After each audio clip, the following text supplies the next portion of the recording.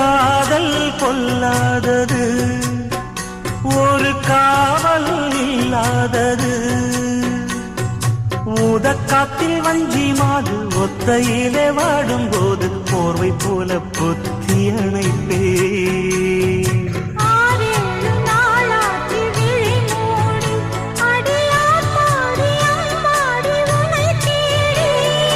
நீதானே மானே என் இளஞ்சோடி, உனை நீங்காது என்று